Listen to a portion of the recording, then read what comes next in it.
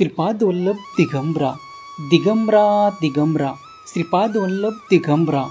मित्रांनो, आज तुमच्यासाठी खूप महत्त्वाचा संदेश घेऊन आलो आहोत।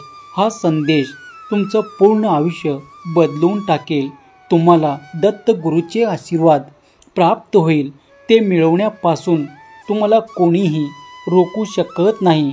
म्हणून न वगळता हा संदेश शेवटपर्यंत ऐका आणि असेच दत्त गुरूचे, श्रीपाद प्रभूचे संदेश आणि अध्याय ऐकण्यासाठी आत्ताच आपल्या चॅनलला सबस्क्राईब करा। श्री दत्त प्रभूच्या सोबत असलेले गाय आणि कुत्रे कसले प्रतीक आहेत? औदुंबर वृक्ष दत्ताच्या पाठीमागे असलेले औदुंबराचे वृक्ष हे दत्ताचे पूजनीय रूप आहे, कारण दत्त तत्व जास्त प्रमाणात असते। गाय म्हणजे पृथ्वीचे प्रतीक आहे आणि ते 4 कुत्रे म्हणजे 4 वेद, ऋग्वेद, यजुर्वेद, सामवेद, अथर्ववेद आणि दत्तप्रभूच्या हातात झोळी असते। दत्तात्रेयाच्या खांद्याला एक झोळी असते। त्याचा भावार्थ याप्रमाणे आहे। झोळी हे मधमाशाचे प्रतीक आहे। मधमाशा जसे ठिकठिकाणी जाऊन मध गोळा करतात आणि तो एकत्र जमवतात, तसे दत्त दारोदारी फिरून झोळीमध्ये भिक्षा जमवितात। दारोदारी हिंडून भिक्षा मागितल्याने अहंकार लवकर कमी होतो, म्हणून झोळी ही अहंकार नष्ट झाल्याचे प्रतीक आहे। कमंडळ आणि कमंडलू आणि दंड या वस्तू संन्याशाच्या सभोवताली असतात। संन्यासी विरक्त असतो। कटमांडूळ हे एक प्रकारचे त्यागाचे प्रतीक आहे, कारण कटमांडूळ हे त्याचे विविध धडे आहे। त्रिशूल त्रिमूर्ती रूपातील महेशाच्या हातातील त्रिशूल आणि भगवान शिवाच्या हातातील त्रिशूल यात एक वैशिष्ट्यपूर्ण भिन्नता आढळते। त्रिमूर्ती रूपातील महेशाच्या हातातील त्रिशूळावर शुंभ्र आणि वस्त्र आढळत नाही। याचे कारण म्हणजे शुंभ्र वाजवायला दत्ताकडे मोकळा हात नाही। श्री गुरुदेव दत्त श्रीपाद प्रभूचे भक्त असाल तर आत्ताच हा नामघोष कमेंट बॉक्समध्ये टाईप करा आणि या व्हिडिओला लाईक करा। या नामामध्ये एवढी शक्ती आहे की तुम्ही सर्व संकटातून सहजपणे बाहेर पडाल आणि तुमच्या मनातील इच्छा नक्कीच पूर्ण होतील। म्हणून आवर्जून कमेंटमध्ये फक्त या नामाचा जयघोष करा आणि हा व्हिडिओ एक दत्त भक्ताला शेअर करा। आता जाणून घेऊया की प्रभूच्या नावाने काय काय फायदे होतात। त्याचे नामस्मरणाचे महत्त्व काय, तर त्याचे नाव घेताच प्रारब्धाची तीव्रता कमी होते, समाधान मिळते, तुमच्या घरातील वास्तू शुद्ध होते, प्रारब्ध भोगण्याची क्षमता वाढते, घरात सात्विकता वाढते, सांसारिक अडचणी कमी होतात, प्रेमभाव निर्माण होतो, घरात भगवंताचा वास राहतो, काळजी मिटते, भीती जाते, संकटाला सामोरे जाता येते, स्वभावात बदल होतो, आपल्या गरजा कमी होतात, आपल्या स्वभावात जलद गतीने वृत्ती होते, सद्गुरूचा कृपा आशीर्वाद आपल्या साधनेमध्ये सतत आपल्या मस्तकी असतो, अखंड अनुसंधानानंतर भगवंताची भेट होते। जेव्हा जेव्हा आठवण येईल तेव्हा तेव्हा नामस्मरण करा। कुठे आहात, कसे आहात याचा अजिबात विचार करू नका। 2 ते 4 वेळा नाम घेऊन विसरला तरी काही हरकत नाही। पुन्हा जेव्हा आठवण होईल तेव्हा पुन्हा नामस्मरण करत राहा। असंख्या महत्त्वाची नाही तर नाम घेणे महत्त्वाचे आहेत। लक्षात घ्या, थेंबे थेंबे तळे साचे म्हणतात ना, तसेच आहे। ही हळूहळू संख्या वाढत जाईल आणि गरज पडेल तेव्हा हेच ना तुमच्या उपयोगालाही अगदी मागणी न करता देखील तुमच्या मदतीला धावून येतील। म्हणून प्रभूचं नाव घेत राहा।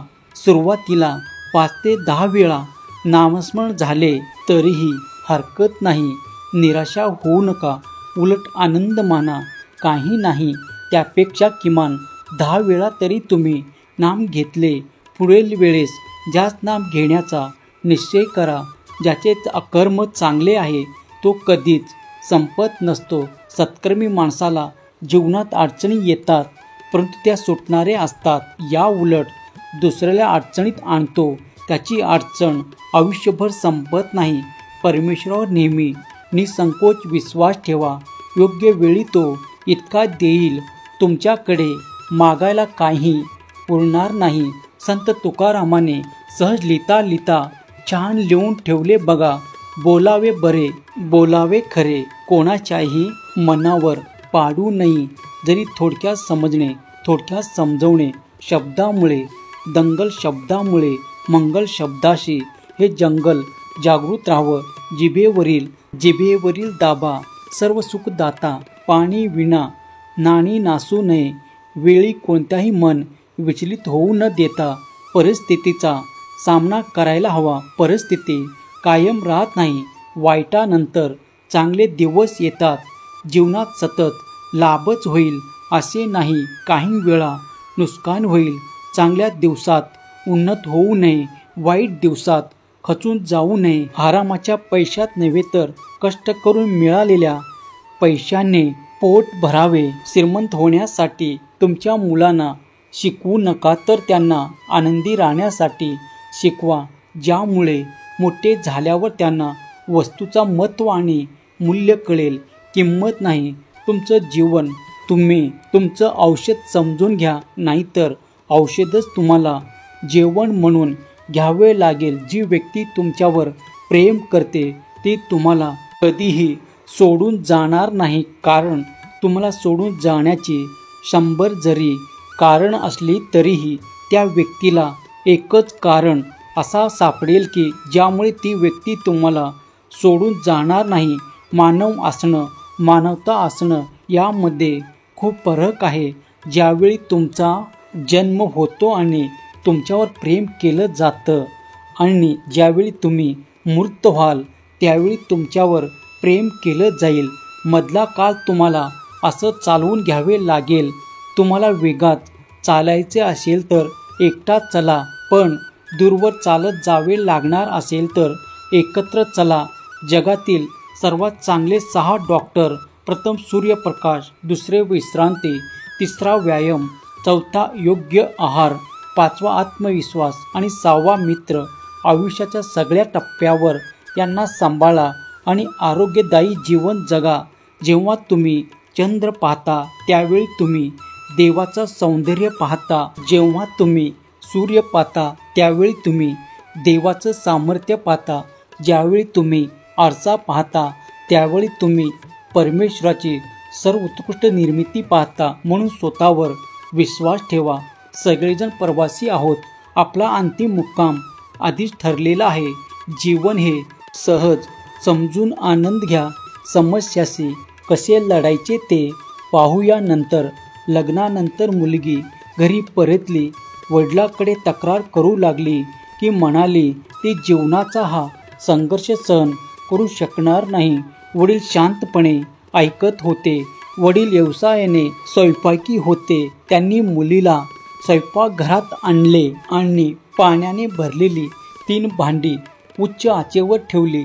तिने भांडीमध्ये पाणी उकळू लागल्यावर त्यांनी एका भांड्यात बटाटे, दुसऱ्या भांड्यात अंडी आणि तिसऱ्यामध्ये कॉफी विनस ठेवले. एकही शब्द न बोलता तो शांतपणे आपल्या मुलीचे बोलणे ऐकत होता. मुलगी चिडली. मला समजत नव्हते की माझे वडील काय करत आहे. ती तिच्या तक्रारी मांडत आहे आणि ती गप्प आहे. 20 मिनिटांनंतर वडिलांनी सर्व बर्नर बंद केले. बटाटे, अंडी आणि कॉफी काढले आणि कपमध्ये ठेवले. चिडलेल्या मुलीकडे वळून विचारले, काय पाहतेस मुलगी? स्पष्टपणे म्हणाले, बटाटे, अंडी आणि कॉफी. अजून काय? वडिलांनी समजवले बघा. बटाटा पूर्वी कडक दिसत होता, तो उकळत्या पाण्यात इतका कमजोर झाला आहे. अंड्याने शक्य तितक्या लांब बाहेरील कवचापासून आतल्या भागाचे संरक्षण करणे चालू ठेवले जोपर्यंत ते आतून कठीण होत नाही. आणि कॉफी हा त्याने उकळत्या पाण्याची जागा घेतली आहे. वडील म्हणाले, मान्य करा, तुमच्या समस्या उकळत्या पाण्याच्या आहेत. आता तुम्ही ठरवा तुमच्या मागणी कशी असेल, बटाट्यासारखी, कॉफीसारखे. दिगंबरा दिगंबरा श्रीपाद वल्लभ दिगंबरा. श्री स्वामी समर्थ. जय जय स्वामी समर्थ. धन्यवाद.